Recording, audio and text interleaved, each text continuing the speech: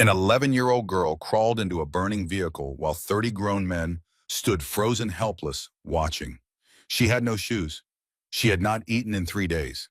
She had been living under a bridge for 22 months because her father had abandoned her with a $20 bill and a note that said, "I'm sorry." What happened next would force the FBI to drop a federal case, make a motorcycle club weep in a courtroom, and turn the most invisible child in Arizona into a national headline. But the most disturbing part of this story is not the fire, not the explosion, not the 4 children screaming for help. It is what this girl whispered when they finally found her bleeding in an abandoned warehouse, and why those words changed everything. The police cruiser rolled past at exactly 3:47 in the morning. Bryn Ashford pressed herself deeper into the shadows beneath the overpass, her breath trapped in her lungs like a caged bird. The headlights swept across the concrete pillars, painting yellow stripes on the graffiti that told stories of everyone who had hidden here before her. She counted to 60, then 60 more. Only when the engine sound faded completely did she allow herself to exhale. 11 years old, 22 months on the streets, and still every time she saw those lights, her heart tried to break through her ribs. She could have asked for help. She knew that. She could have walked up to any police officer, any firefighter, any adult with a kind face, and said the words that would change everything. "I am alone. I am hungry. I am scared." But Bryn had learned what those words bought you. They bought you a system that processed children like products on an assembly line. They bought you foster homes where the checks mattered more than the kids. They bought you group facilities where girls went in with hope and came out with hollow eyes. They bought you a different kind of death. So Bryn stayed invisible. She moved through Phoenix like smoke, like shadow, like a memory that no one bothered to recall. She slept in different places every night. She ate whatever she could find or earn. She survived. That was all she had left. Survival. The morning her mother died had started like any other. March 15th, 2011. The Riverside Shelter for Women and Children. Bryn was 9 years old and she had been staring at the clock on the wall counting minutes until morning. Her mother had promised to take her to the library. The library was free. The library was warm. The library had books about places far away from here. 2:17 in the morning. The smoke alarm screamed. Bryn remembered the hallway filling with black smoke so thick she could not see her own hands. She remembered her mother's fingers digging into her shoulders hard enough to leave bruises that lasted for weeks. She remembered her mother's voice, the last words Elaine Ashford ever spoke to her daughter. "Run, baby. Run and don't look back." Bryn ran. Her mother did not follow. The fire marshal said she did not suffer. Bryn knew that was a lie, but she let the adults believe she believed them. It was easier that way. Her father appeared 3 days later. Donovan Ashford, a man built for whiskey bottles and broken promises, not for raising a daughter alone. He tried in his fractured way. 8 months of motel rooms, each one cheaper than the last. 8 months of watching her father fight a monster that did not negotiate or offer second chances. 8 months of pretending she did not notice the bottles multiplying in the bathroom, the way his hands shook in the mornings, the hollow look in his eyes that said he was already gone, even when he was standing right in front of her. November 23rd, 2011. Room 17 of the Dusty Trail Motel. Bryn woke to find the other bed empty, a $20 bill on the nightstand, a note that said, "I'm sorry, I can't do this anymore." Bryn was 10 years old. She waited 3 days in that room, eating crackers from the vending machine, watching television with the sound turned low, hoping maybe her father had just gone to find work. Maybe he would come back. Maybe this was not the end. On the third day, when the motel manager knocked on the door asking about payment, Bryn climbed out the bathroom window and disappeared into the Arizona heat. 22 months later, she had $19.37 in her pocket, a fortune by her standards. She had earned it helping the produce manager at a grocery store unload trucks before dawn. The man had not asked for identification. He had simply looked at Bryn's too thin frame and handed her work gloves. $19 meant food for a week. Maybe new shoes from the thrift store if she found a pair that was not destroyed. For a homeless 11-year-old girl in Phoenix, Arizona, this was as close to hope as life ever got. Bryn settled against the concrete pillar, watching the occasional car pass overhead on Interstate 17. The August sun would rise in a few hours, bringing temperatures that could kill a person who did not know how to find shade. But for now, the night was almost peaceful. She reached into her pocket and touched two things she never let go. Her mother's silver locket, dented and tarnished, but still holding a photograph of the two of them from before everything broke. And her father's note, folded so many times the creases had worn thin, the ink fading but still readable. "I'm sorry, I can't do this anymore." She was nearly asleep when she heard the motorcycles. The sound started low like distant thunder on a clear day. Then it grew louder, deeper, a rumble that vibrated through the concrete and into her bones. Bryn pressed herself against the pillar and watched. They appeared on the highway above her like a metal river. 30 motorcycles, maybe more. Chrome glinting under the street lights, engines roaring in synchronized harmony that sounded almost like music. Behind them, a white minivan struggled to keep pace. Bryn caught a glimpse through the van's window. Small faces, children.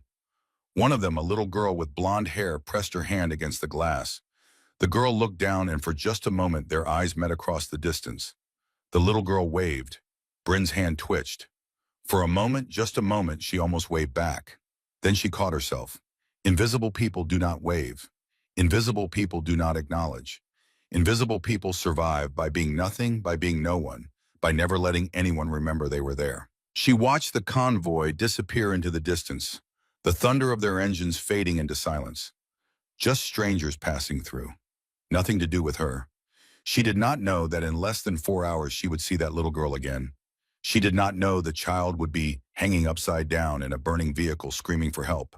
And she did not know that her hand, the one that had almost waved back, would be the only thing standing between that little girl and death. Above her, far to the north, a man named Robert Morrison was fighting to keep his eyes open. He was losing. Robert Morrison had been driving trucks for 23 years. 2 million miles. 0 accidents. A record that would end the moment his eyes closed at 73 miles per hour. The problem was not skill or equipment or weather. The problem was $67,000 in medical debt, his wife's liver cancer, insurance that covered most but not all, bills that piled up like snow in a Minnesota winter. So Robert took extra routes. One haul became two became three. Sleep became a luxury he could not afford. August 16th, Los Angeles to Albuquerque, 34 hours without rest. August 17th, 2:47 in the morning, 47 miles north of Phoenix. His eyelids began to droop. Just for a second, he told himself. Just rest them for 1 second. The 18-wheeler drifted left. 300 meters to the south, Garrett Blackwood was leading his brothers toward catastrophe. He did not know it yet. He was thinking about the letter from the United States Attorney's Office, the one that had arrived 6 weeks ago. RICO charges, conspiracy, racketeering, the kind of accusations that could put him and 7 of his senior brothers in federal prison for decades. The charges were built on lies, testimony from informants who would say anything to reduce their own sentences. But Garrett had learned long ago that truth meant nothing when the government wanted headlines. His lawyer, Catherine Whitmore, had been blunt. The jury will walk in believing motorcycle clubs are criminal organizations. We need something to counter that narrative. Hence today's ride. Every August, the Iron Wolves chapter organized a camping trip for children from the foster system. Riding for Tomorrow, they called it. This year, Catherine had arranged for a reporter from the Arizona Republic to document everything.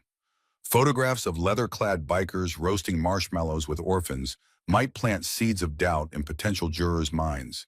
It was a desperate gamble, but desperate times demanded desperate measures.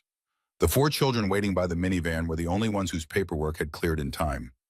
Garrett walked over to introduce himself. Sienna was 13, dark ponytail, arms crossed, eyes that had seen too much and trusted too little. Tyler and Cole were 8-year-old twins. One could not stop talking. The other had not spoken since they arrived. And Lily was 6, blonde hair, blue eyes, a stuffed rabbit clutched against her chest. Garrett knelt down to her level. "Hey there, sweetheart. What's your rabbit's name?" Lily studied him. The leather vest, the patches, the tattoos that crawled up both arms like illustrated history. Garrett waited. Children were better judges of character than adults. They had not learned to lie to themselves yet. "Mr. Whiskers," she said finally. "He's scared of loud noises." "Well, you tell Mr. Whiskers the motorcycles are friendly, loud like thunder." Thunder sounds scary, but it's really just the sky saying hello. Lily considered this with the gravity of a judge weighing evidence. Then she nodded. "Okay, I'll tell him." Garrett stood his knees protesting. He looked at the 4 children, then at his 32 brothers, then at the open road stretching north. For a moment, he allowed himself to hope. Maybe this ride could change things. Maybe doing good would be enough to save them. He climbed onto his Harley and raised his fist. 32 engines roared in response. The column began to move. In his side mirror, Garrett watched the white minivan fall into formation behind them. Rachel Bennett was driving a 43-year-old nurse with a gentle manner and a lead foot. She knew the route, she knew the kids. What Garrett did not see was the 18-wheeler 2 miles ahead drifting across the center line. What he did not see was Robert Morrison's eyes closing for the last time before everything changed. The rumble strip screamed against the truck's tires. Robert's eyes snapped open. Too late. The truck was already sideways. 80,000 pounds of steel and cargo sliding across both northbound lanes, like a wall being lowered from the sky. Rachel Bennett had exactly 4 seconds to react. She saw the truck begin its deadly pirouette across the highway. Her brain processed the information in fragments. Jackknife blocking lanes. No escape. Children in back. 4 seconds is not enough time to stop a minivan at 65 miles per hour. Rachel did the only thing she could. She yanked the wheel right, aiming for the shoulder, for the desert beyond, for anywhere that was not directly in the path of an 18-wheeler. The right tires caught gravel. At highway speed, gravel is ice. The van began to spin. In the back seat, Sienna grabbed the twins and pulled them against her chest. Lily screamed for a mother who had abandoned her in a gas station bathroom 3 years ago. Mr. Whiskers fell from her grip as the world turned upside down. The van hit the guardrail at 43 miles per hour. The impact flipped it onto its side. Momentum carried it forward, scraping along the barrier in a shower of sparks. Windows exploded inward glass, transforming into 1,000 tiny knives. Then the guardrail ended. The vehicle launched into the air, rotating, tumbling, a white metal coffin, suspended for one impossible moment against the dark Arizona sky. It landed on its roof, slid 40 feet, and came to rest in the dirt beneath the overpass where Bryn Ashford had been sleeping. The silence lasted 3 heartbeats. Then the screaming started. Garrett was riding point when he saw the truck jackknife. His reflexes took over before his brain caught up. He squeezed the brakes, dropped 2 gears, and brought his Harley to a stop on the shoulder while the 18-wheeler completed its slide. The truck missed him by less than 20 feet. Then he saw the minivan, saw it hit the guardrail, saw it flip, saw it disappear over the embankment. No. The word tore from his throat with a force that surprised him. Garrett Blackwood was not a man who lost control, but those were his kids in that van. He gunned his engine and raced toward the point where the van had gone over. The scene at the bottom was worse than he had imagined. The minivan lay crumpled on its roof, compressed like a stepped-on aluminum can. Every window was shattered. Steam and smoke poured from beneath the hood. Rachel hung upside down in the driver's seat, unconscious, blood dripping from her forehead. But the children were alive. He could hear them screaming. Garrett sprinted toward the van. The first thing he noticed was the heat. The second was the smell. Gasoline. The fuel tank had ruptured. He could see liquid pooling beneath the vehicle, spreading across the sand in a dark stain that caught the light from his headlamp. The fumes hit his nostrils and triggered every alarm in his body. Fuel plus heat plus time equals fire. Fire plus trapped children equals a nightmare he would carry forever. Garrett grabbed the driver's door handle and pulled. It did not move. The frame had bent on impact, jamming every door shut. He and Pike pulled together. 450 pounds of combined strength. Nothing. The windows, Garrett shouted. Get them out through the windows. But the windows were shattered and the roof had partially collapsed, creating a space barely 2 feet high. An adult could not fit. An adult could not reach the children. An adult could not undo the jammed seatbelts. And the smoke was getting thicker. Garrett saw the first flame appear beneath the hood. Small, orange, hungry, it would not stay small for long. Jaws of life, someone shouted. 911. 20 minutes out. 20 minutes. Garrett looked at the growing flame, looked at the gasoline spreading across the sand, looked at the 4 children screaming inside. They did not have 20 minutes. They had maybe 90 seconds. Garrett Blackwood, president of the Iron Wolves, a man who had ridden through storms that could kill, who had faced down threats that would break most men, fell to his knees in the dirt. His hands, the hands that had fixed motorcycles for 30 years, began to shake. For the first time in his adult life, he was completely helpless. And then, from the shadows beneath the overpass, a girl appeared. Barefoot, filthy, running straight toward the flames.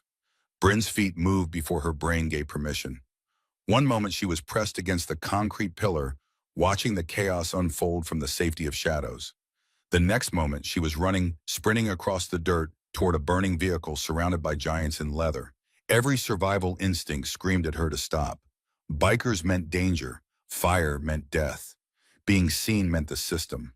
But the screaming, God, the screaming, it was not adult screaming. Not the angry shouts of men fighting or the desperate cries of someone being robbed. This was higher, purer, more terrified. This was children.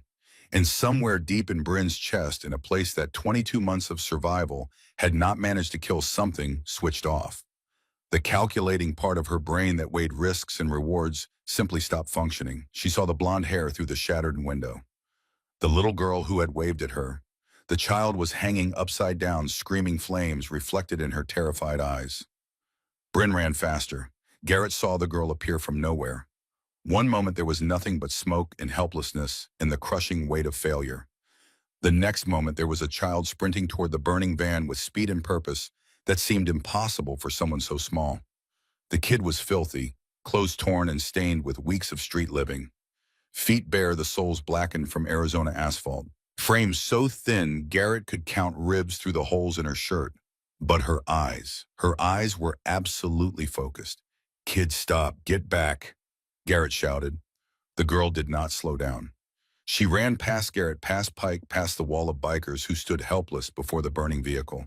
She dropped to her knees beside the van and studied the shattered rear window with an intensity Garrett had never seen in a child. 3 seconds of assessment. Then she moved. Bryn had exactly one advantage over every adult at that crash site. She was small. The rear window opening was roughly 18 inches high and 24 inches wide. An adult male could not fit. The collapsed roof made it impossible. But Bryn was 11 years old and had been malnourished for most of those years. Her shoulders were narrow. Her hips were thin. She had spent 2 years squeezing into spaces that should have been too small. She could fit. The heat hit her first. The interior was an oven. August sun baking metal for hours, now amplified by the growing fire. Sweat erupted across her entire body. Her lungs protested as they drew in air that felt too hot to breathe. She kept moving. Glass bit into her palms and knees. She ignored it. The pain was nothing compared to what waited if she stopped. The first child she reached was Lily. The little girl hung upside down from her car seat, suspended by the 5-point harness. Blood matted her blonde hair from a cut on her scalp. Her blue eyes were wide with terror. In her arms, somehow still clutched tight, was Mr. Whiskers. "Please," she whispered. "Please help us." Bryn did not waste time with words. She reached up and found the release button. Jammed. The impact had warped the plastic housing. She pressed harder, putting her entire body weight behind her thumb. Nothing. The flames were closer now. She could feel them reaching for her through the gap between the front seats.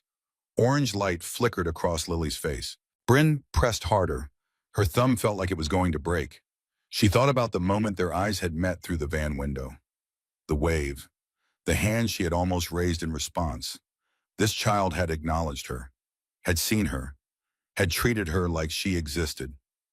Click. The harness released. Lily tumbled free and Bryn caught her before she hit the glass-covered ceiling. "Can you crawl, Bryn?" I asked. The little girl nodded, tears streaming up her forehead in the inverted world. "Go out the back window. The people outside will catch you. Don't forget Mr. Whiskers." Lily grabbed her rabbit and began crawling toward the light. Bryn turned to the twins. 40 seconds gone. 3 lives remaining. Outside, Garrett watched the girl's bare feet disappear into the burning vehicle. Every instinct told him to reach in and drag the kid back, but the opening was too small. His shoulders would not fit. His hands could not reach. All he could do was wait and pray to a God he had stopped believing in 20 years ago. The first child emerged. The little blonde girl, Lily, covered in glass and blood, clutching a stuffed rabbit. Garrett grabbed her and passed her to Pike, who carried her away from the flames at a dead run. "Come on," Garrett whispered. "Come on, kid. Get them out." The twins were tangled together, their seatbelts twisted during the crash into a knot that looked impossible to undo. One was conscious, eyes locked on Bryn with desperate hope. The other was not moving. The fire was 10 feet away. Bryn could see it through the gap, a wall of orange and red, consuming the engine compartment, reaching toward the passenger cabin with hungry fingers. Smoke filled her lungs with each breath. Her eyes watered. Her throat burned. She found the first release mechanism, jammed like Lily's, but this one was worse. The metal housing had bent the button depressed at an angle that prevented the latch from releasing. She needed a tool. Her eyes scanned the destroyed interior. There, a piece of metal trim torn loose from the door panel, thin 1/4 inch wide with a pointed end where it had snapped. The metal was hot enough to burn her palm. She grabbed it anyway. Wedged the point into the gap beside the seatbelt button. Pushed, levered. Click, the first twin tumbled free. Go, Bryn said.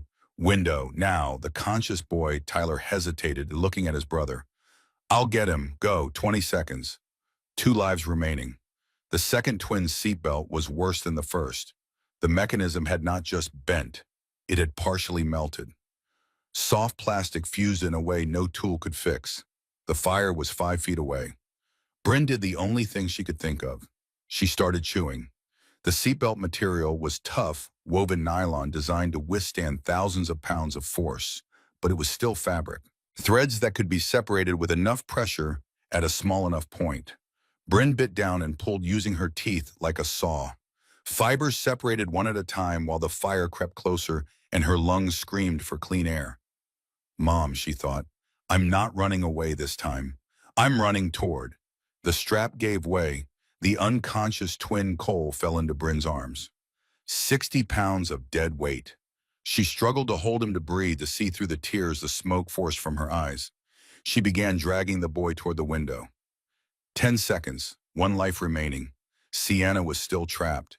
The oldest girl hung from her seatbelt, blood covering her hands where she had tried to claw herself free. Her dark eyes met Bryn's through the smoke. Go! Sienna shouted. Get him out. Leave me. Bryn hesitated. The fire was 3 feet away. The unconscious boy weighed 60 pounds. The window was 8 feet behind her. If she tried to save them both, she might save neither. Go! Sienna screamed. Don't let him die because of me. Bryn made a decision. She dragged the twin to the window, pushed him through into the waiting hands of the bikers outside. Then she turned around and crawled back into the fire. Outside, Garrett Blackwood watched in disbelief. The girl had already performed miracles. She had freed 3 children in less than a minute. She had just pushed an unconscious child through the window to safety. And now she was going back. Going back into smoke and flames in a vehicle that could explode at any second. Kid no, Garrett shouted. The girl either could not hear or chose not to listen. She disappeared into the smoke. 5 seconds, 1 life remaining. Bryn could barely see. The smoke was so thick that Sienna was just a shadow in the darkness, illuminated only by the hellish glow of approaching flames. Her lungs were burning. Every instinct screamed at her to turn around to escape, to save herself. She kept crawling. I told you to leave, Sienna said. Her voice was hoarse, but there was no fear in it, only anger. I told you to save the others. I did, Bryn said, grabbing the girl's seatbelt. Now I'm saving you. There's no time. Then stop talking and let me work. The mechanism was jammed but intact. The button would not depress because the crash angle put continuous pressure on the latch. Bryn understood the problem. She had seen it before, back when her father was still trying, back when he would fix things around their motel rooms, back when he would explain how leverage worked, how force could be redirected. Push yourself up, Bryn said. Take the weight off the belt. Sienna grabbed the seat and pulled, lifting her body just enough to change the angle of force. Bryn pressed the button. Click. Sienna tumbled free. Bryn caught her. Window. Now. They crawled together, Sienna in front, Bryn behind. The heat was unbearable. Bryn felt her skin beginning to blister, felt her hair singeing, felt the fire reaching for her with fingers made of pure destruction. 3 feet to the window, 2 feet, 1 foot. Sienna dove through the opening. Bryn followed. She was halfway out when the world exploded. The blast wave hit Bryn like a giant's fist. One moment she was crawling towards safety. The next moment, she was airborne, flying 15 feet through the air, her shirt catching fire, the breath driven from her lungs in a rush that left no room for screaming. Then she hit the ground. Her head bounced off hard-packed Arizona dirt. Stars exploded across her vision. Somewhere far away, someone was screaming her name. But she did not have a name. Not anymore. Not to anyone. Garrett was moving before the explosion finished blooming. 31 years of riding had given him reflexes that operated below conscious thought. His body reacted while his mind still processed the image of the girl flying through the air like a discarded rag doll. The kid's shirt was on fire. Not fully engulfed, not yet, but flames licking up the back, spreading toward exposed skin. Garrett ripped off his leather vest. The vest he had worn for 23 years. The vest bearing patches earned with blood and loyalty and sacrifice. He did not hesitate. He threw himself on top of the girl and smothered the flames with leather and body weight. Heat seared through his shirt. Burns formed on his forearms. He pressed down harder, rolling the girl beneath him, suffocating the fire. The flames died. Garrett looked at the child in his arms. 70 pounds, maybe less. Bare feet bloody and blistered. Hands covered in cuts from windows and burns from hot metal. Back a mess of second-degree burns. But she was breathing. She was alive. And so were 4 children who should have been dead. Pike appeared at Garrett's side, his face pale beneath road dust and sweat. Ray, his voice cracked. Ray did that, just happen. Did that girl just, yeah. Garrett's voice was barely a whisper. Yeah, she did. Behind them, the minivan was fully engulfed. A bonfire of twisted metal that had come within seconds of becoming a crematorium. The heat forced everyone back, created a perimeter of scorched earth around the wreckage. 30 feet away, the 4 children huddled together in the dirt. Sienna had her arms wrapped around the twins, and Lily forming a protective barrier, even though the danger had passed. Her eyes were fixed on the girl lying in Garrett's arms. The dirty, barefoot stranger who had crawled into hell to save her life. Sirens wailed in the distance. We need to get her to a hospital, Pike said. Garrett nodded, but he did not move. Could not move. He was staring at the girl's face.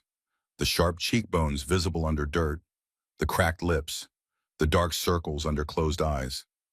This child had been starving. This child had been alone. This child had seen the fire and run toward it anyway. Who are you? Garrett whispered. The girl's eyes fluttered open. For a moment there was no recognition in them. Just fear. Raw, primal fear. The kind Garrett had seen in the eyes of men facing death. Then the girl heard the sirens. Her whole body went rigid. Before Garrett could react, the kid twisted out of his grip and scrambled to her feet. She swayed, nearly collapsed, caught herself on pure willpower. Kid, wait. The girl ran, injured, burned, bleeding.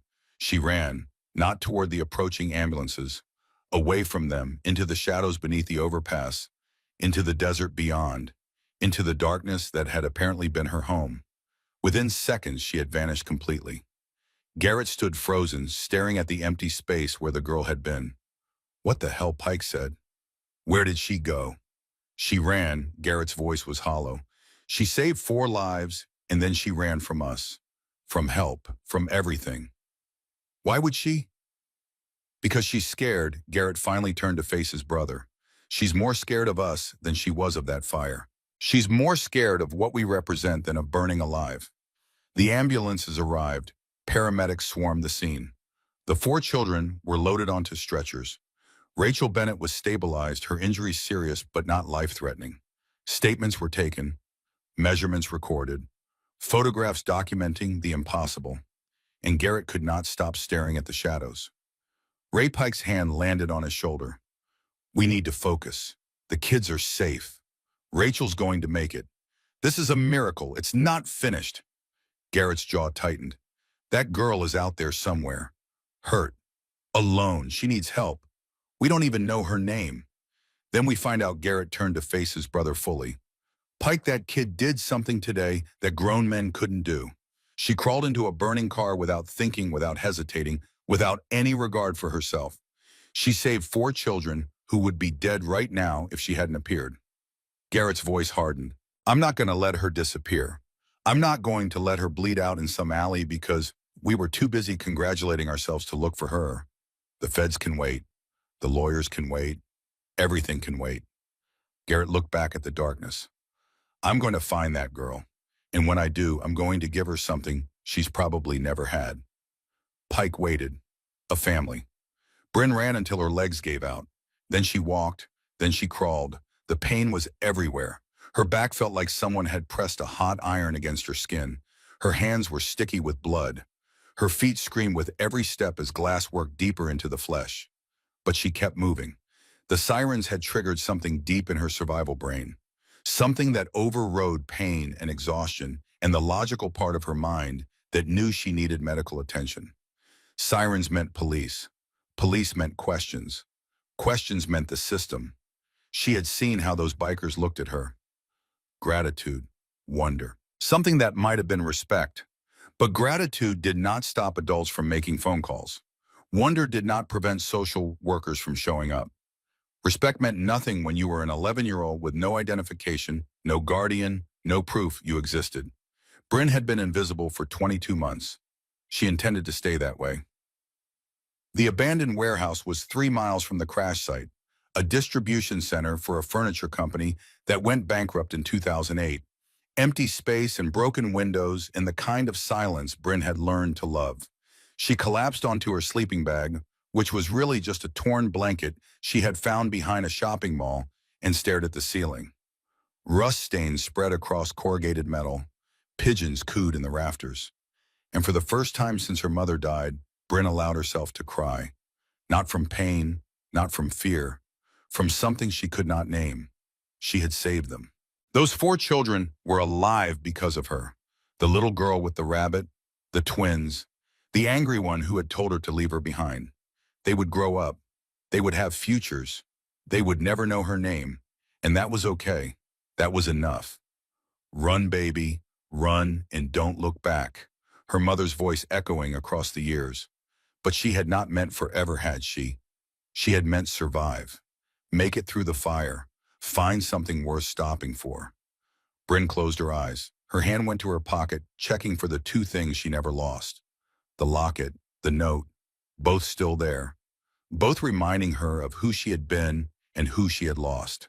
Maybe someday she would find something worth stopping for. But not today.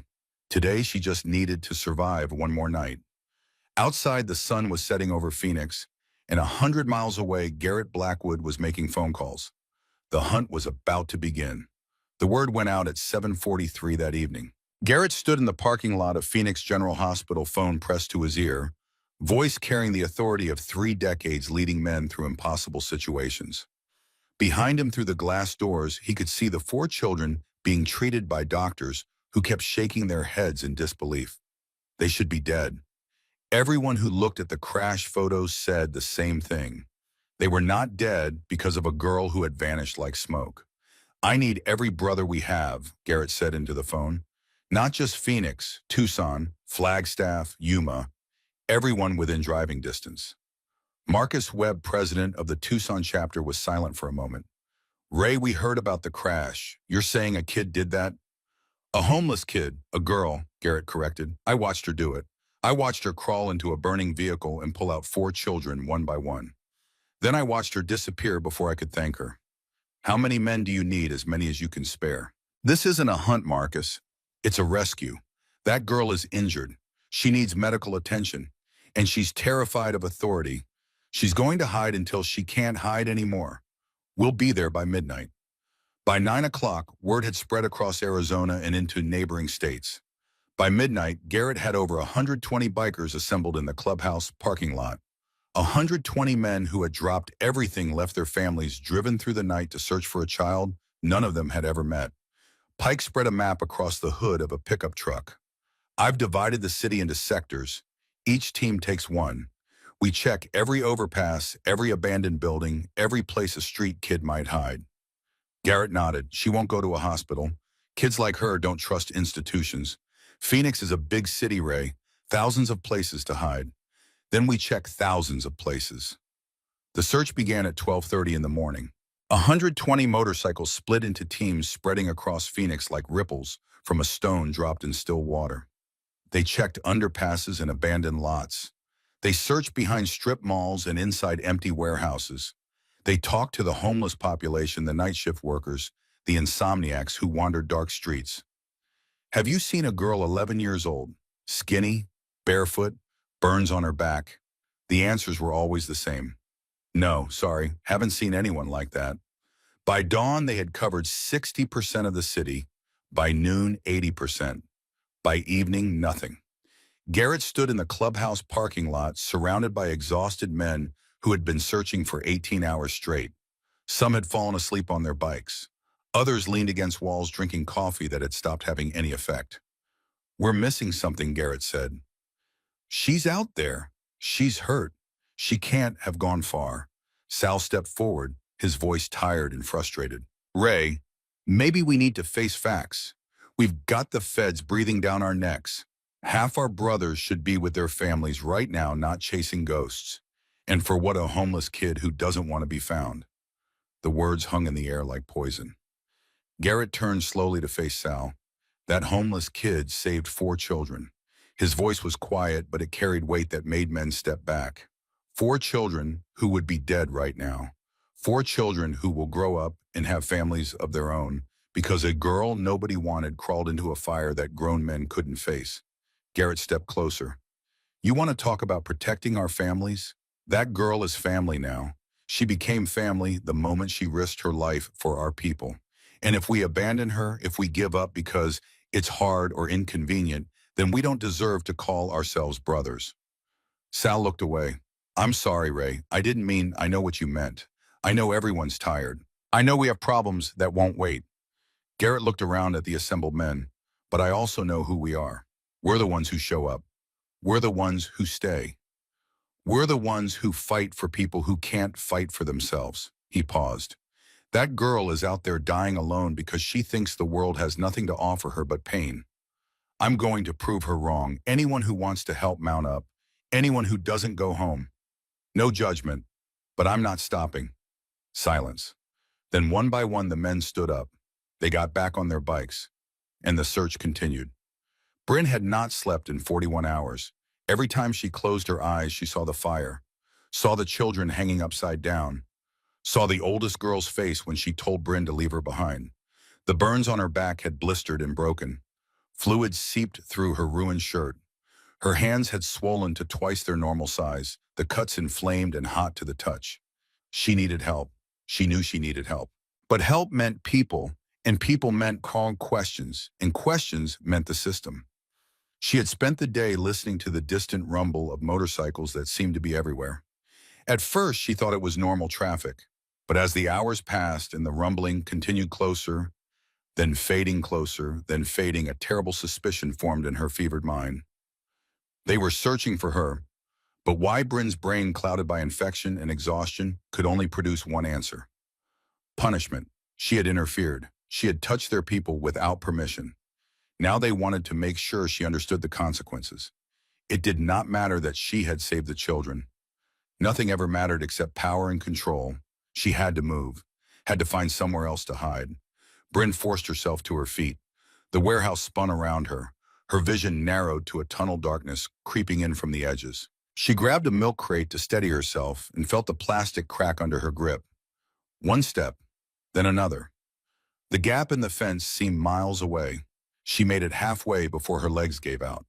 Bryn collapsed onto the concrete floor, cheek pressed against the cold surface, eyes staring at nothing. The fever had taken hold completely. Her body was shutting down, prioritizing vital functions, letting everything else slip away. "This is how I die," she thought. Alone in an empty building with nobody to know or care. She thought of her mother, her voice singing lullabies, her arms around Bryn during thunderstorms, her hands pushing her daughter toward the exit while smoke filled the hallway behind them. "Run, baby. Run and don't look back." Bryn had run. She had survived. And now it was ending anyway. She closed her eyes. Somewhere outside, engines rumbled closer, then stopped. Footsteps on concrete, a flashlight beam cutting through darkness. A voice rough and familiar, filled with something that sounded impossibly like hope. "Over here. I found her." Bryn tried to open her eyes, tried to run. Her body would not respond. Hands touched her, careful and gentle. Someone rolled her onto her back. Garrett Blackwood's face appeared above her, illuminated by flashlight glow. The beard, the weathered skin, the eyes that had watched her crawl into the fire. "Hey," the biker's voice cracked. "Hey, kid, can you hear me?" Bryn stared up at him. The man who had watched her save 4 children. The man whose vest had smothered the flames on her back. The man who had spent almost 2 days searching for a girl nobody wanted. Why Bryn's voice was barely a whisper. "Why are you here?" Garrett's eyes glistened in the darkness. "Because you saved my children. And little girls who save the world deserve someone to save them." Bryn felt something break inside her chest. Something that had been frozen for 2 years, locked away behind walls she had built to survive. She did not have the strength to run anymore, did not have the strength to fight, did not have the strength for anything except one word. "Okay," her eyes closed. Garrett gathered her up like a father holds a daughter and refused to let go until the paramedics arrived. The hunt was over, but the real journey was just beginning. The hospital room was white and quiet and nothing like anywhere Bryn had slept in 2 years. She woke slowly, consciousness rising through layers of fog like a diver ascending from deep water. The first thing she noticed was the absence of pain. Not gone entirely, but dulled, wrapped in something soft that kept the sharp edges from cutting too deep. The second thing she noticed was the ceiling. Clean. No rust stains, no water damage, no pigeons, just white acoustic tiles with tiny holes arranged in perfect geometric patterns. Bryn stared at those patterns for a long time. She was afraid to look anywhere else. "Hey," the voice came from her right. Soft, careful. The voice of someone trying not to startle a wounded animal. Bryn turned her head. Garrett Blackwood sat in a chair beside the bed. Same leather vest, same weathered face, same eyes that had watched her crawl into the burning van. But something was different now. The hardness had softened into something else, something that looked almost like tenderness. "How are you feeling?" Garrett asked. Bryn's throat was dry. She tried to speak and produced only a croak. Garrett immediately reached for a cup of water on the bedside table. He held it carefully, angling the straw toward her lips. Every instinct screamed at Bryn to refuse to push the cup away to find the exit. But she was so thirsty. She drank. The water was cold and clean and tasted like nothing Bryn had experienced in 22 months. She drank until the cup was empty. Garrett refilled it without being asked. "The doctors say you were severely dehydrated," Garrett said, setting the cup back down. "Infected burns, cuts that needed stitches, malnutrition." He paused. "They say you've been on your own for a long time." Bryn said nothing. Her eyes moved to the door, calculating distance, evaluating obstacles. "Old habits. Nobody's called social services," Garrett said quietly. "Nobody's filed any reports. As far as the hospital knows, you're my niece visiting from Nevada. I'm your legal guardian." Bryn blinked. "You lied." "I did." Why Garrett was silent for a long moment. When he spoke, his voice was heavy with something Bryn could not identify. "Because I've seen what the system does to kids like you. The foster homes that collect checks and forget to buy food. The group facilities where children go in and never come out the same." He paused. "Not the same." Garrett met her eyes. "You've survived on your own for almost 2 years. You've learned to be invisible. I wasn't going to take that from you." Bryn did not know what to say. Nobody had ever protected her before. Not since her mother. "What do you want?" The question came out harder than Bryn intended, sharpened by years of learning that nothing was free. People don't help for no reason. "What do you want from me?" Garrett did not flinch. "I want to offer you a choice. What choice? You can leave right now if you want. I'll give you money, clothes, whatever you need. Nobody will stop you. Nobody will follow you." Garrett leaned forward. "Or you can stay. You can let us help you. You can become part of something. Part of what a family." The word hit Bryn like a physical blow. Family. She had a family once. A mother who sang lullabies and held her during storms. A father who tried and failed and eventually disappeared. Family meant loss. Family meant pain. Family meant trusting someone and watching them leave. "I don't have family," Bryn said. "You could." Why? Bryn's voice cracked. "Why would you want me? I'm nobody. I'm just a homeless kid who happened to be under a bridge when your van crashed." Garrett stood up. He walked to the window and looked out at the parking lot below. When he spoke, his voice was rough with old grief. I had a daughter, Emma. She was 11, same age as you. Bryn waited. Her mother died when Emma was 6. I tried to raise her alone, but I made mistakes. The kind of mistakes that look small at the time but turn into cracks big enough to swallow everything. I was running the club, always busy, always one more thing that needed my attention. Emma needed stability, and I gave her chaos. Garrett's hands gripped the windowsill. Social services took her when she was 8. Said I was unfit. Said the motorcycle club was a dangerous environment for a child. They put her in foster care. I fought for 2 years to get her back. Court dates, evaluations, everything they asked for. But the system decided I wasn't good enough. He turned to face Bryn. Emma aged out 3 years ago, 18 years old and suddenly on her own. I tried to find her, hired investigators, called everyone I knew, but she didn't want to be found. Last I heard, she was in California somewhere. Maybe alive, maybe not. I don't know. Tears glistened in Garrett's eyes. I can't change what happened to Emma, but I can make sure it doesn't happen to you. Bryn felt her throat tighten. I'm not your daughter. No, you're not. Garrett walked back to the chair and sat down. You're something else. You're a girl who saw 4 children about to, and ran toward the fire instead of away from it. You're a girl who has every reason to hate the world, but still chose to save strangers. His hand rested on her shoulder, gentle and warm. That kind of courage doesn't come from nowhere. It comes from something inside you. Something that refuses to go out no matter how hard life tries to extinguish it. Garrett's voice grew thick. I want to protect that. I want to give it room to grow. I want to prove to you that the world isn't just pain and abandonment. Bryn stared at him. 22 months of survival instincts screamed at her to refuse to disappear, to become invisible again. But there was another voice now, quieter, her mother's voice. Run, baby. Run and don't look back. But Elaine Ashford had not meant forever, had she? She had meant survive. Make it through the fire. Find something worth stopping for. I'm scared, Bryn whispered. I know. What if you leave? What if you disappear like everyone else? Then I'll be the biggest disappointment of your life, and you'll have every right to hate me forever. Garrett did not look away. But I'm not going to leave. I'm not going to disappear. I'm going to be here every single day until you believe me. Bryn felt tears threatening. She fought them back. I don't know how to trust people anymore. Then don't trust me. Not yet. Trust takes time. Garrett squeezed her shoulder. Just stay. Give us a chance. Give yourself a chance. If it doesn't work, you can leave whenever you want. No locks, no chains, no system. Bryn looked at the door, then at Garrett, then at her own hands bandaged and healing. The hands that had pulled 4 children from a burning vehicle. She thought about Lily and Mr. Whiskers, about the twins, about Sienna who had told her to leave. She thought about her mother pushing her toward the exit. She thought about running. And for the first time in 2 years, she thought about stopping. Okay, Bryn said. Okay, I'll try. Garrett's face transformed. Worry and tension melted away, replaced by something that looked like weird, unguarded joy. Good. That's good. He pulled her into a hug, careful of the healing burns. And for the first time in 2 years, Bryn hugged back. 3 days later, on the morning Bryn was scheduled to be discharged, 3 black SUVs pulled into the hospital parking lot. Men in dark suits emerged with the coordinated movements of people who had done this many times before.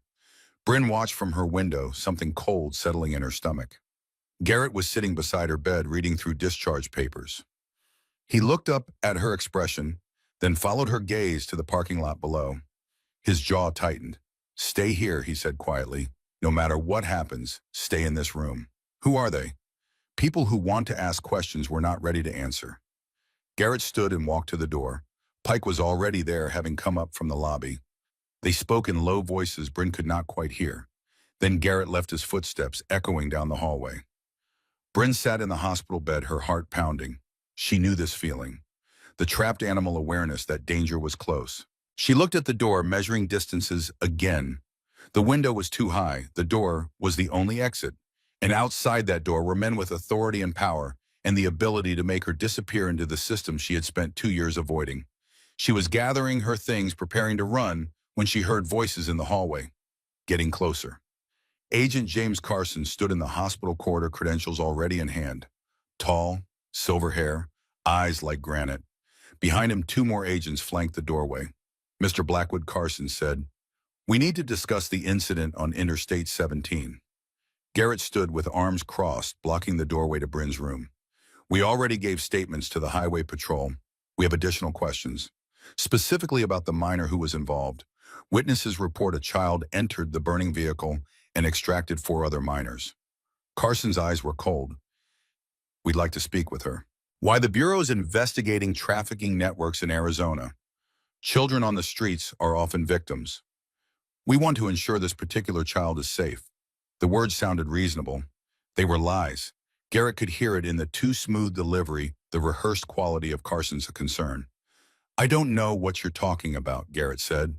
"There was no child, just my brothers responding to a terrible accident." "That's not what witnesses say." "Witnesses were in shock." Carson's smile tightened. "Mr. Blackwood, obstruction of a federal investigation carries serious penalties. If you're harboring a minor without legal guardianship, I'm not harboring anyone. Then you won't mind if we look around." It was not a question. "You got a warrant?" Pike asked, stepping forward. Carson's jaw tightened. "We're requesting cooperation." "Request denied," Garrett said. "Come back with paper or don't come back at all." The standoff lasted 7 seconds that felt like 7 years. Then Carson nodded slowly and turned toward the elevator. "You're making a mistake, Mr. Blackwood. We'll be back, and when we return, we'll have everything we need." He paused at the elevator. "One more thing. The United States Attorney has been building a RICO case against your organization for months. Conspiracy, racketeering, the kind of charges that put men away for decades." Carson looked back. "It would be unfortunate if your unwillingness to cooperate influenced how aggressively those charges are pursued." The elevator doors closed. Garrett stood motionless, staring at the empty space where the agents had been. Then he turned and walked back into Bryn's room. She was already packing, the few items the hospital had given her. A clean shirt, sweatpants, shoes that actually fit. Her hands were shaking. "You heard," Garrett said. "I heard." Bryn did not look at him. "I need to leave. Now, before they come back. Bryn, they're using me to destroy you. If I stay, your brothers go to prison. Everything you've built disappears." She shook her head. "I won't let that happen." Garrett stepped inside and closed the door. "Sit down. I need to sit down." Something in his voice broke no argument. Bryn sat. Garrett pulled up a chair close enough that their knees almost touched. "Let me tell you something about that federal agent. He's been circling this club for 3 years. The RICO case was being built long before you crawled into that van. Whether you stay or go, they're going to do what they're going to do. But the difference is this," Garrett leaned forward. "If you stay, you won't face whatever comes alone. And neither will we. They'll take me away. Put me in the system. Then we'll fight. Every brother will fight. Every lawyer we can hire. Every resource we have." Garrett gripped her shoulder. "You're one of us now. We don't abandon family." Bryn felt tears break free. "I'm not worth it. I'm not worth destroying everything you've built. You're worth more than you know." Garrett's voice cracked. "You're worth more than buildings and bikes and legal battles. You're worth fighting for, Bryn. You've always been worth fighting for. You just never had anyone willing to do it." Bryn stared at him through blurred vision. "Why do you care so much?" "You barely know me, because I know exactly who you are." Garrett's eyes glistened. "You're the girl who runs toward fire. You're the girl who saves strangers because it's the right thing to do. You're the girl who, after 2 years of hell, still has enough light inside her to risk everything for people she's never met." He pulled her close. "That's not a burden, Bryn. That's a gift. And I'll be damned if I let the world extinguish it." Bryn held on and made her choice. "Okay, I'll stay. I'll fight with you." "That's my girl." The words hit Bryn like lightning. My girl. Nobody had called her that since her mother died. Catherine Whitmore arrived within the hour. Her briefcase bulged with documents. Her expression could cut glass. Mid-40s iron gray hair, pulled back eyes that had won more cases than most lawyers tried. She spread papers across the hospital table with efficient precision. "The situation is complicated," she said without preamble. "Agent Carson isn't bluffing about the RICO case. The U.S. attorney has surveillance, financial records, informant testimony. They've been building this for months. Can we fight it? Garrett asked. We can fight anything. The question is winning. Catherine looked at Bryn. The immediate problem is her.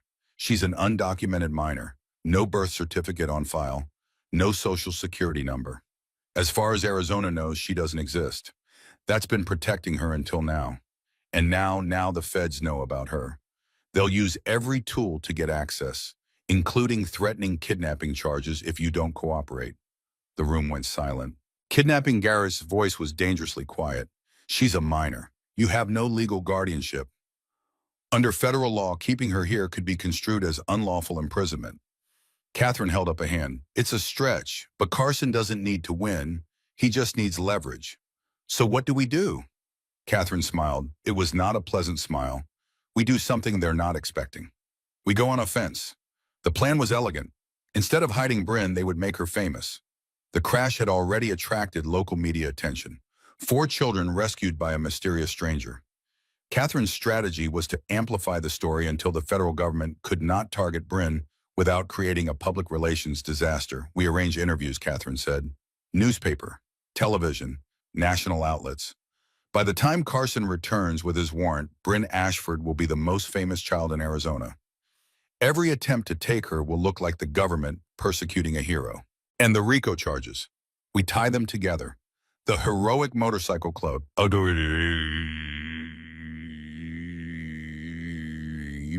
that took in a homeless child after she saved 4 of their own. The government trying to destroy a community organization. Catherine leaned forward. We make them the villains. We make ourselves the victims. We let public opinion do what the legal system can't. Garrett looked around at the assembled brothers who had crowded into the hospital room. Vote. Every hand went up. The campaign began that evening. By morning, Bryn Ashford would be on the front page and everything would change. The Arizona Republic ran the story on September 3rd. The headline stretched across the front page in letters 3 inches tall. Barefoot hero, homeless girl, saves 4 children from burning wreck. Beneath it, a photograph Catherine had arranged with careful precision. Bryn standing between Garrett and Sienna, the burns still visible on her arms. Eyes looking directly into the camera with an expression that managed to be both vulnerable and fierce at the same time. By noon, every major outlet in the state had picked it up. By evening, it had gone national. CNN ran a 3-minute segment during primetime footage of the destroyed minivan overlaid with Garrett's account of watching an 11-year-old girl perform miracles. Fox News followed, emphasizing community organizations stepping up where government had failed. MSNBC focused on systemic failures that left children homeless in the first place. The internet exploded. Hashtags emerged organically. Barefoot hero, Bryn Ashford, real heroes. People who had never met her posted messages of support. I'd shared the article, demanded to know how they could help. Within 72 hours, Bryn Ashford had become the most famous child in America, and the federal government had a problem. Special Agent James Carson sat in his Phoenix office staring at a television, showing yet another anchor praising the courage of a homeless girl and the motorcycle club that had taken her in. His coffee had gone cold hours ago. His carefully constructed strategy had crumbled like sand. This is a disaster, Assistant Director Catherine Reeves said through the speakerphone. The Attorney General's office is getting calls from senators. Senators James, asking why we're investigating a group that rescues orphans. The RICO case is solid. The RICO case is irrelevant if we can't prosecute it. Do you have any idea what happens if we arrest Garrett Blackwood now? Every news station will run footage of that girl crawling into a burning vehicle. Every anchor will ask why we're persecuting heroes. Carson's jaw tightened. The case is suspended indefinitely. Stand down. Find another target. This one's radioactive. The line went dead. Carson stared at the phone. Then at the television where Bryn Ashford's face filled the screen. Brown hair, serious eyes, the kind of face that made people want to protect her. An 11-year-old homeless girl had just defeated the Federal Bureau of Investigation by being brave. Carson pulled open his desk drawer, inside a photograph in a simple frame. A young man, 19 years old, wearing a football uniform. Bright smile, whole life ahead of him. Michael Carson, his son. 6 years ago, Michael had been outside a bar in Tucson, Wrong place, wrong time. Two motorcycle clubs getting into a dispute that turned violent. Gunfire. Michael caught in the crossfire, killed by a stray bullet from a prospect who did not even know what he was shooting at. The shooter served 8 years for manslaughter. Out now. Free.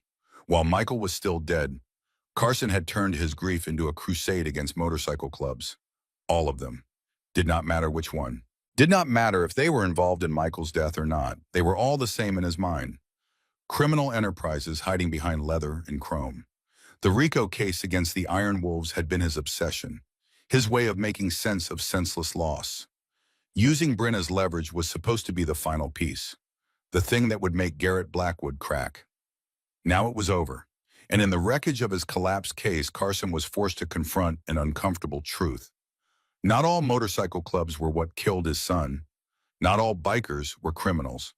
And this girl, this brave, broken, beautiful girl, had found a family in a place he had spent 3 years trying to destroy. Carson closed the drawer, put Michael's photograph away, made a decision he should have made years ago. He would not pursue Bryn or Garrett anymore, would not let his grief hurt people who deserve better. He could not face them, could not apologize, could not undo the damage, but he could walk away, simply disappear from their lives and let them heal. It was the least he could do, and maybe somewhere Michael would understand. The adoption hearing was scheduled for October 15th. Catherine worked miracles with paperwork. Bryn's birth certificate was located in Nevada, filed under a slightly different spelling from when her mother had been running from Bryn's grandfather. Her mother's death certificate was retrieved. Her father's abandonment was documented through motel records and police reports that Catherine somehow persuaded reluctant clerks to release. Judge Helena Ramirez, a 53-year-old family court judge with a reputation for no-nonsense rulings, had agreed to expedite the case. The courtroom was packed. Brothers filled the gallery, leather vests creating a sea of patches and loyalty. Reporters occupied the back rows, cameras prohibited, but notebooks ready. Sienna sat in the front row with Tyler and Cole and Lily. The 4 children Bryn had saved united in support. Bryn sat at a table beside Catherine. Garrett on her other side. She wore a dress Catherine had bought for her. Simple. Navy blue. The first dress Bryn had worn in over 2 years. It felt strange, constricting, like playing dress-up in someone else's life. Judge Ramirez entered. Everyone rose. Be seated. She reviewed the papers before her with the careful attention of someone who took her responsibility seriously. We're here to consider the petition for legal guardianship filed by Garrett Blackwood on behalf of Bryn Ashford. She looked at Garrett over her reading glasses. Mr. Blackwood, you understand guardianship carries significant responsibilities. Yes, Your Honor. You'll be responsible for this child's education, health care, and welfare until she reaches majority. Yes, Your Honor. This responsibility cannot be abandoned without court approval. I understand. Garrett paused. And I'd like to say something if the court allows. The judge nodded. Garrett stood. Your Honor, 2 months ago I watched this girl crawl into a burning vehicle to save 4 children. She didn't know them. She didn't owe them anything. She had every reason to stay hidden. His voice filled the courtroom. But she didn't stay hidden. She ran toward the fire. She risked everything for strangers. Garrett looked down at Bryn. That's who Bryn Ashford is. Not because someone taught her, not because she expected a reward, but because somewhere inside her there's a light that refuses to go out no matter how hard the world tries to extinguish it. He turned back to the judge. I've made mistakes in my life, done things I'm not proud of, but I've also built something. A family, a brotherhood, a community that looks out for people who can't look out for themselves. Garrett's voice cracked. I want to give Bryn that family. I want to spend the rest of my life being worthy of the trust she's placing in me. The courtroom was silent. Judge Ramirez looked at Bryn. Young lady, do you have anything to say? Bryn stood on shaking legs. She had prepared a statement. Catherine had helped her write it. But looking at the judge, at Garrett, at the brothers who had searched for her and fought for her, the prepared words felt inadequate. Felt like something written by someone trying to sound like what adults wanted to hear instead of the truth. My mom used to tell me that family isn't about blood, Bryn said. Her voice was small, at first, then grew stronger. It's about who shows up, who stays, who fights for you when you can't fight for yourself. For 2 years, nobody showed up. Nobody stayed. Nobody fought. She looked at Garrett. Then I met this man, and he showed up. He stayed. He fought, not because he had to, because he chose to. Bryn turned to the judge. I choose him too. I choose this family. I choose to belong somewhere for the first time since my mom died. Her voice broke. Please let me stay. Silence. 3 heartbeats. Judge Ramirez removed her glasses and wiped her eyes. In 23 years on the bench, she said quietly, I have never heard more compelling testimony. She replaced her glasses, picked up her gavel. The petition for legal guardianship is granted. Mr. Blackwood, congratulations. You have a daughter. The gavel fell. The courtroom erupted. Brothers surged to their feet. Cheers drowning out the bailiff's attempts to restore order. Sienna threw her arms around Bryn. Tyler and Cole piled on. Lily pressed Mr. Whiskers into Bryn's hands. And Garrett, the president of the Iron Wolves, who had ridden through storms and faced down federal agents without flinching, gathered Bryn into his arms and wept. Welcome home, daughter, he whispered. Bryn held on tight. The word came out broken and whole at the same time. Daddy. Garrett's arms tightened. Neither of them let go for a very long time. 5 years later, Bryn Ashford Blackwood stood in the parking lot of the Phoenix Fire Academy on a morning in June 2018. The Arizona sun was already brutal at 8 o'clock. Her dress uniform was crisp and uncomfortable and absolutely perfect. She was 16 years old, 6 feet tall, nothing like the barefoot skeleton who had crawled into a burning minivan 5 summers ago. And today she was graduating. Not from the Fire Academy itself.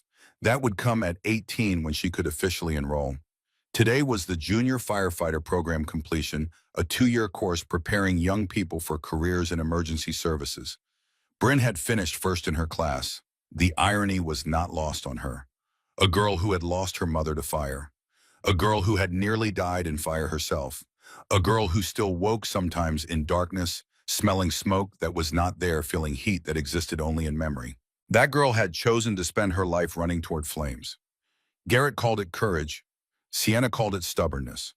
Bryn called it simple. She never wanted another child to feel what she had felt. Trapped. Terrified.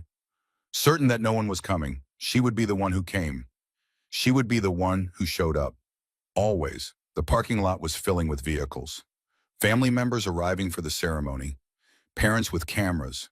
Siblings with balloons. The normal chaos of celebration that Bryn had once believed would never be part of her life. Then she heard it. The rumble. Low at first like distant thunder. Then louder. A sound that vibrated in her chest and brought tears to her eyes before she saw the source. Motorcycles. They appeared at the end of the street like a metal river, chrome glinting in morning sun, engines roaring in perfect synchronization, one after another. More than Bryn could count. The Phoenix chapter came first. Garrett at the head, gray beard longer, Sal, eyes carrying a wisdom from 5 more years of leadership. Pike rode beside him, same position he had held since before Bryn was born. Behind them came every brother she had grown to love, Sal and Martinez and Big Pete and dozens more. But they were not alone. Tucson had sent 30 riders. Flagstaff sent 25. Yuma, Prescott, Kingman, chapters from across Arizona and beyond. New Mexico, Nevada, California, Colorado, 167 motorcycles, 167 brothers, all of them here for her. Bryn's vision blurred. Garrett dismounted and walked toward her, boots crunching on gravel, face split by a grin that took years off his weathered features. Thought you might want some family at your graduation. Bryn tried to respond. The words would not come. Garrett pulled her into a hug the same way he had 5 years ago, in a dusty warehouse the same way he had 1,000 times since. Father and daughter. Not by blood, by choice. I'm proud of you, Garrett whispered. So damn proud, Bryn girl. Bryn held on tight. Thanks, Daddy. The word still felt like a miracle every time she said it. The ceremony was held in the Academy's main auditorium. Bryn sat with her fellow graduates, 23 young men and women who had spent 2 years learning skills that might one day save lives. They wore matching uniforms, carried matching certificates, but only one of them had 167 bikers occupying the entire back section, their leather vests creating a wall of patches that made the fire chief do a visible double take. The speeches were standard graduation fare. Dreams and futures, hard work and dedication, the sacred responsibility of running toward danger while others flee. Then the chief called Bryn's name. Bryn Ashford Blackwood, top of her class, outstanding achievement in physical training, emergency medical response, and fire behavior analysis. The chief paused, looking at his notes. Bryn also holds the distinction of being the only junior firefighter in our program's history to have already saved 4 lives before her first day of training. Laughter rippled through the auditorium, warm, affectionate. The Blackwood Award for Exceptional Courage is presented annually to the graduate who best exemplifies sacrifice, bravery, and service. This year, for the first time ever, the selection was unanimous. The chief held up a plaque. Bryn Blackwood, please come forward. Bryn walked to the stage on legs that felt like water. The chief shook her hand. The auditorium erupted, but it was the sound from the back that Bryn heard most clearly. 167 voices raised in a cheer that shook the walls. She looked out at them. At Garrett standing with tears streaming down his face. At Pike pumping his fist. At Sienna, now 18, sitting in the front row with Tyler and Cole and Lily. The 4 children she had saved, who had become her siblings in every way that mattered. Bryn leaned into the microphone. 5 years ago, I was invisible.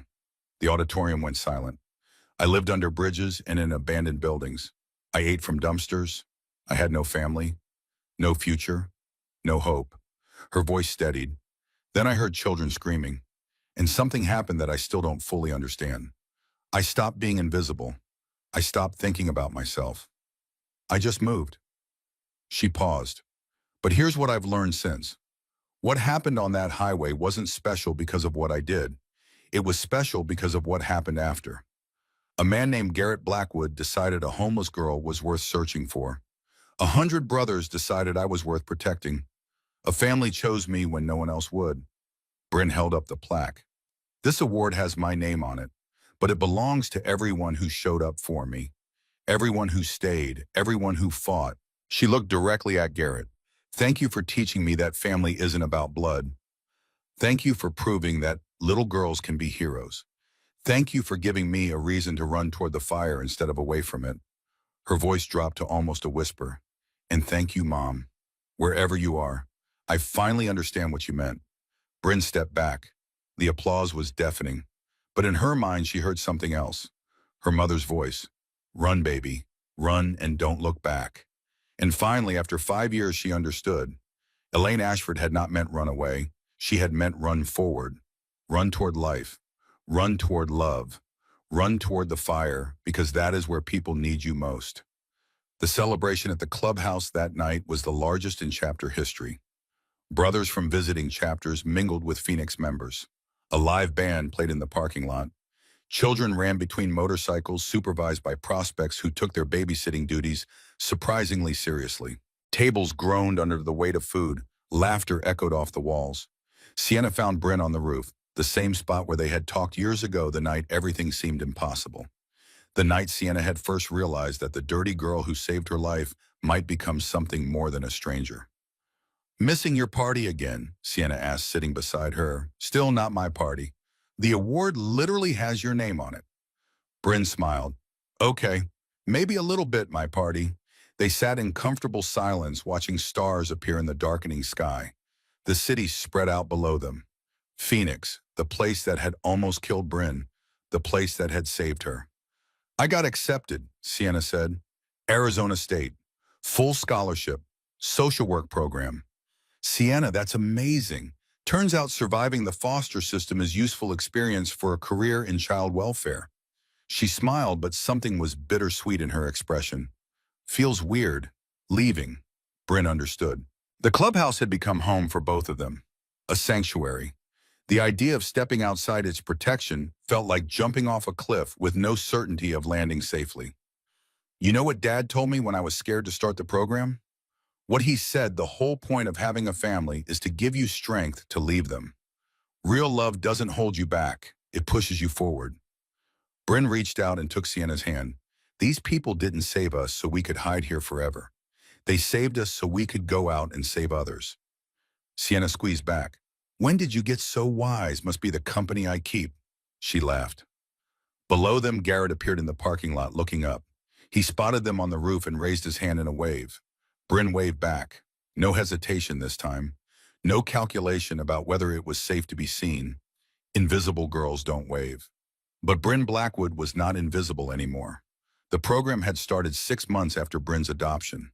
Garrett called it Phoenix Rising, a partnership between the motorcycle club and the state foster care system designed to provide mentorship and support for children aging out with nowhere to go.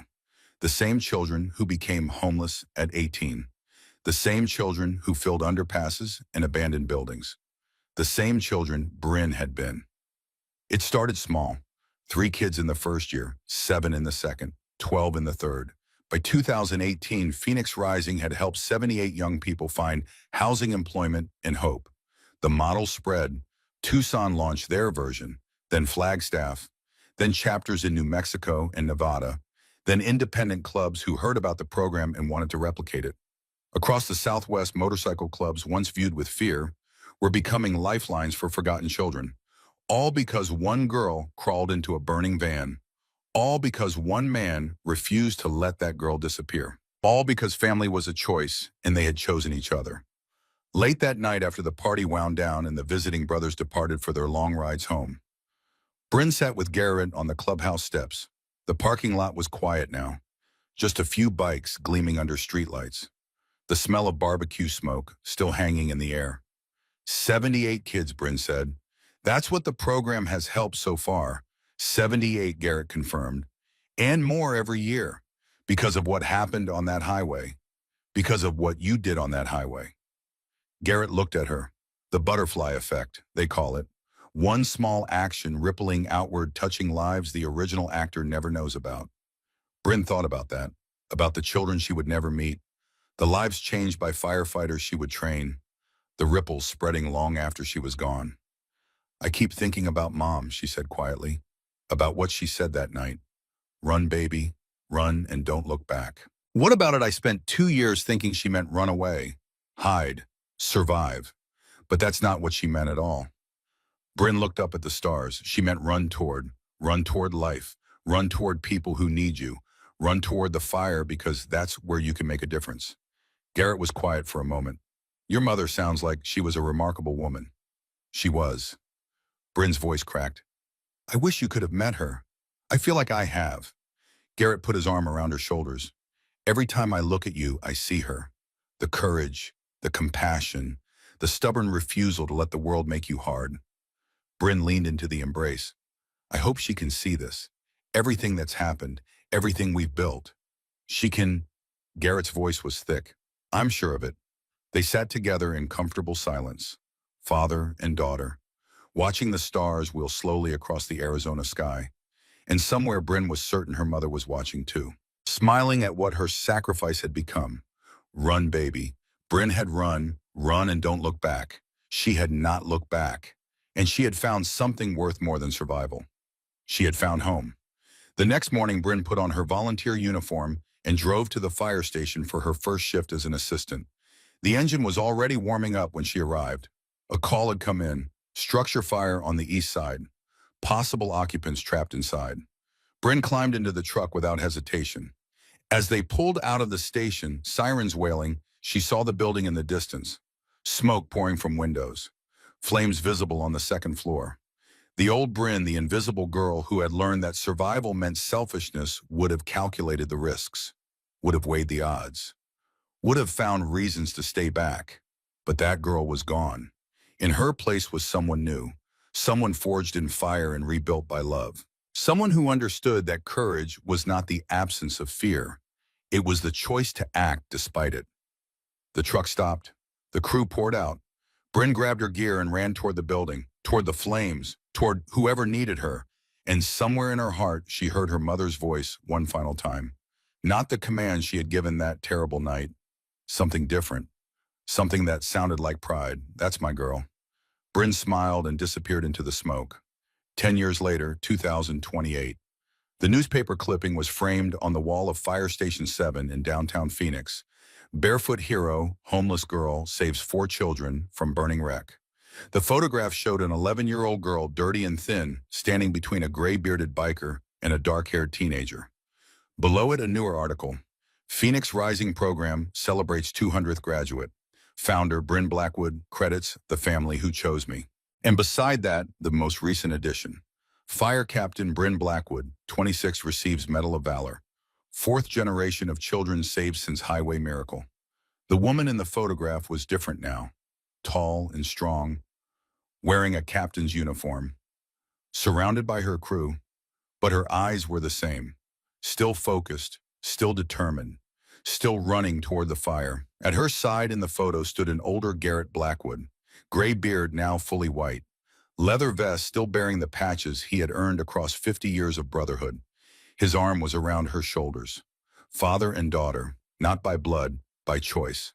Behind them, barely visible, a group of children in Phoenix Rising t-shirts smiled at the camera.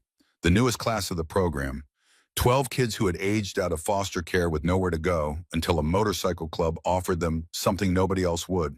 A family, a future, a chance. And written on the wall beside the newspaper clippings in Bryn's own handwriting was a quote that every firefighter in Station 7 knew by heart. Family isn't about blood.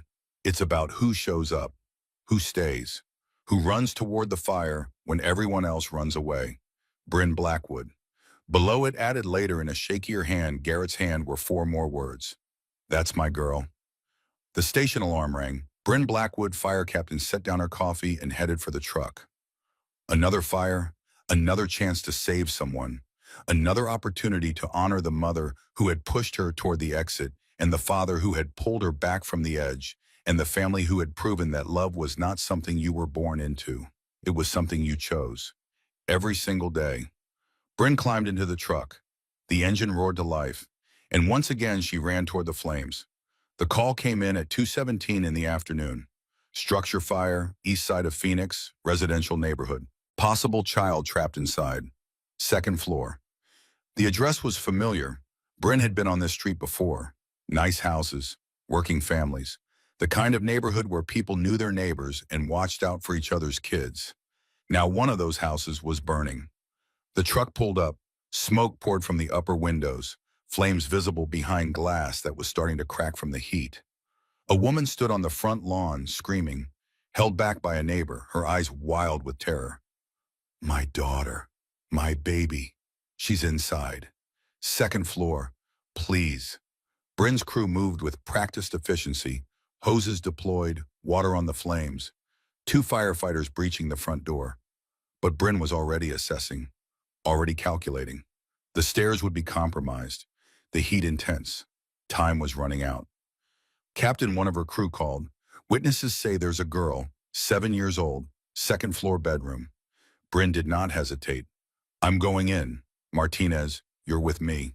They breached the door. Smoke thick as night. Heat like walking into a furnace. Bryn kept low, felt her way forward, every sense heightened. She had done this 100 times in training, 50 times in real situations. But it never got easier. Every fire was different. Every second mattered. The stairs groaned under their weight. Bryn tested each step, prayed they would hold. Made it to the second floor. The hallway was an inferno, flames on the walls, ceiling starting to collapse. Fire department, Bryn shouted, call out. A faint voice, help, please. Bryn moved toward the sound. A bedroom door jammed. She kicked it open. Inside, a girl huddled under the bed. 7 years old, blonde hair, blue eyes, clutching a stuffed animal. For a moment, just a moment, Bryn was 11 years old again, crawling into an overturned van, reaching for a little girl named Lily. Hey, sweetheart, Bryn said, kneeling down. I'm Bryn. I'm going to get you out. The girl looked at her with eyes too wide. I'm scared, I know. Bryn reached out her hand. I'm scared too, every single time. The girl blinked. You are being scared is okay. It means you're brave enough to keep going even when you're afraid. Bryn pulled the girl out from under the bed, picked her up. The child weighed maybe 60 pounds. So small, so fragile.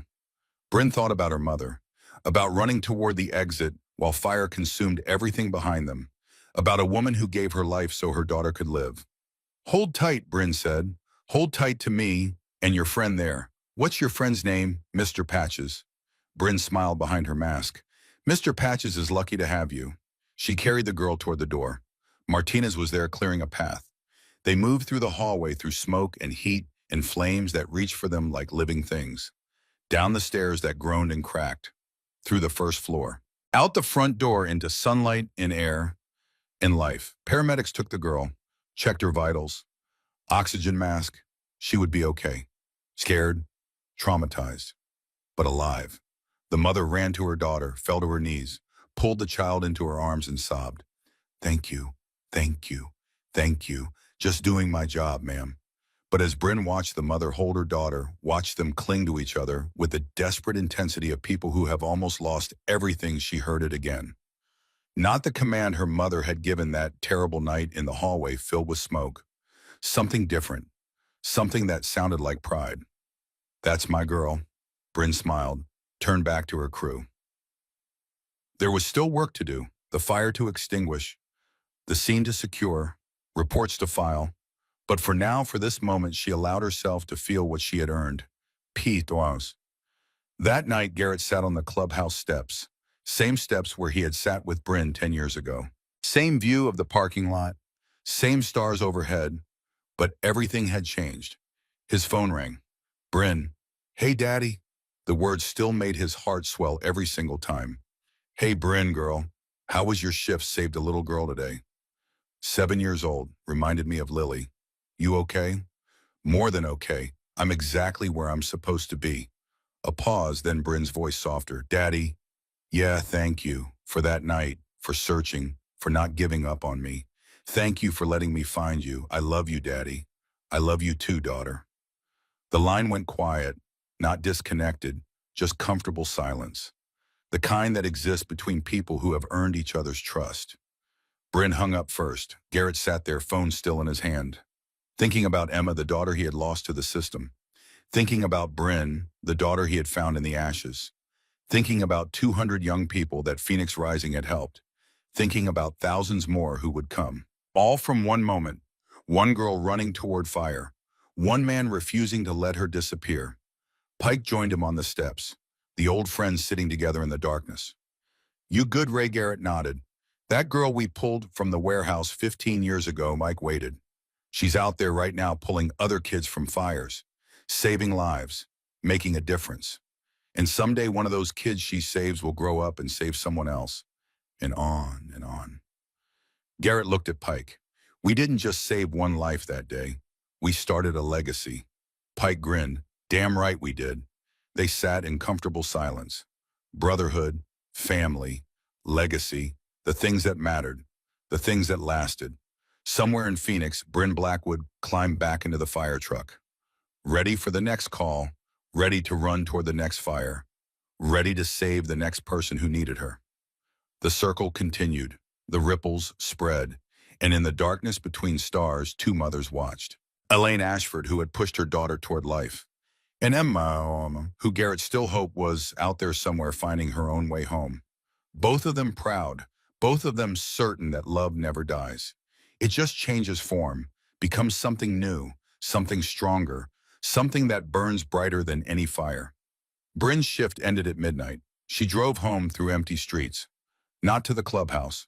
She had her own apartment now. Small, clean, hers. But she still went to the clubhouse every Sunday for dinner. Still called Garrett every few days. Still belonged to the family that had chosen her. She parked her truck, walked up the stairs, unlocked the door. Inside the apartment was dark. She turned on a lamp, saw her reflection in the window. Not the scared 11-year-old anymore. Not the invisible girl hiding under bridges. Someone else. Someone who had learned that courage was not the absence of fear. Someone who had learned that family was not blood. Someone who had learned that the best way to honor the people you lost was to save the people you could. Bryn walked to her bedroom. On the nightstand, a photograph, taken at her graduation. Bryn in her uniform, Garrett beside her, arm around her shoulders. Both of them smiling, both of them whole. Next to the photograph, two things. Her mother's silver locket, dented and tarnished, but still holding a photograph of a woman and her daughter from before everything broke. And her father's note, the paper worn thin from years of folding and unfolding. I'm sorry, I can't do this anymore. Bryn had kept both, not as reminders of pain, as reminders of survival, of resilience, of the journey from broken to whole. She picked up the locket, opened it, looked at her mother's face. Young, beautiful, full of hope for a future that would never come. "I understand now," Bryn whispered, "what you meant when you told me to run." She closed the locket, put it back on the nightstand, picked up the note, read her father's words one more time. Then she folded it carefully and placed it beside the locket. "I forgive you," she said to the empty room, to the father who had tried and failed, to the man who had left her with $20 in a note because he could not figure out how to save himself, much less his daughter. "I forgive you. And I hope wherever you are you found peace." She turned off the light, lay down in her bed, closed her eyes. And for the first time in 15 years, Bryn Ashford Blackwood fell asleep without fear, without nightmares, without the weight of wondering if anyone would come for her, because she knew the answer now. Someone had come, someone had searched, someone had fought. And in doing so, Garrett Blackwood had not just saved a life. He had changed the world, one girl at a time, one family at a time, one choice at a time. Outside Phoenix slept under a blanket of stars. Somewhere a fire burned. Somewhere a child needed help. Somewhere someone was making the choice to run toward danger instead of away from it. And tomorrow Bryn would be there, ready, willing, able, forever running toward the fire, forever proving that love was stronger than fear, forever showing the world that family was not something you were born into. It was something you chose every single day.